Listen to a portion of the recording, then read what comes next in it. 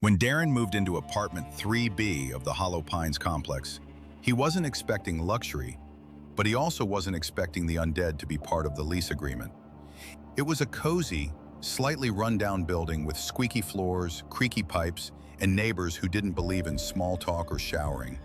Darren was a night owl, a freelance sound designer who worked on horror games, which meant a lot of 3 a.m. monster screeches and low, droning ambience that could scare the skin off a priest. Still, Darren swore he kept the volume reasonable. Headphones most nights, a Bluetooth speaker on low if he forgot to charge them. One faith day, a note slid under his door was odd. "Please keep it down. Some of us are trying to rest in peace. Apartment 3A.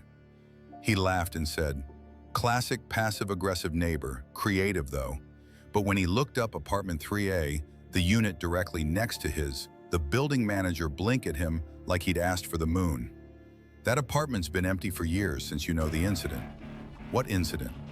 "Don't worry about it," the manager said, too quickly. "Anyway, no one's there. Must be a prank." "Must be," Darren said to himself.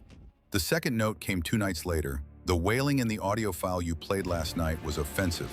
Not everything has to sound like it's coming from hell. Also, your bass is 2 decibels too high. Kindly adjust. Apartment 3A. Darren blinked. Who the hell critiques hell sounds? And with specific decibel measurements? Either a prank or the world's most dramatic audiophile was haunting him. To settle it, he knocked on 3A's door.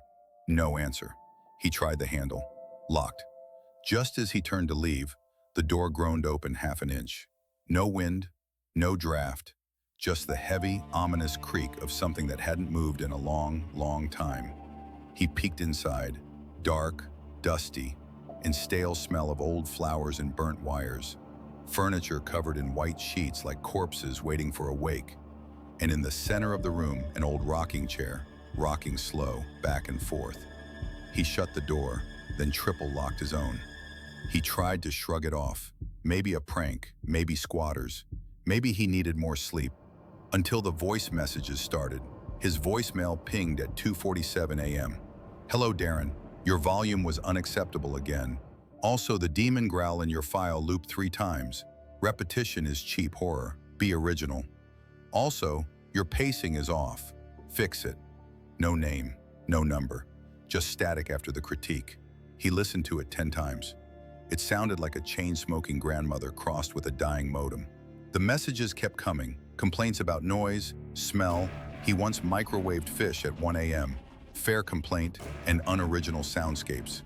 Even his horror work was getting ghost-roasted. One night, he left a reply note. "Dear Apartment 3A Ghost, thank you for your feedback. I will attempt to make my audio more terrifying and less repetitive. Please stop haunting my voicemail. Do you prefer analog or digital distortion?" The next morning, a reply was under his door. "Analog. Obviously. I died in 1987, not 1897. Darren started doing some digging. Turns out apartment 3A had a tenant, Margaret Finley, a retired piano teacher known for being precise and having a severe allergy to noise. She died in her unit, supposedly peacefully, but neighbors said she was found slumped in her chair, headphones still on, a half-written complaint letter in her typewriter. She'd been dead 12 years, but the same chair that was rocking when he opened her door. Then came the real horror. His audio files? Corrupted. Screams layered with static. His laptop typed on its own during the night. A new folder appeared on his desktop titled Unfinished Symphonies. Inside, dozens of audio files. Organ music, creaking, whispered critiques in Margaret's voice. "Too much treble. The fear needs to build. Don't rush it. I could haunt better with a kazoo."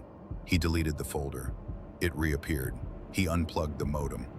The voicemail still came. He turned off all audio equipment. That night, he was woken by his headphones levitating 6 inches off the desk and blasting Beethoven's Fifth backward. He moved out from the apartment the next day. But sometimes, even now, he still gets voicemails saying, "This new apartment's acoustics are worse. You didn't think I'd let you off that easy, did you?"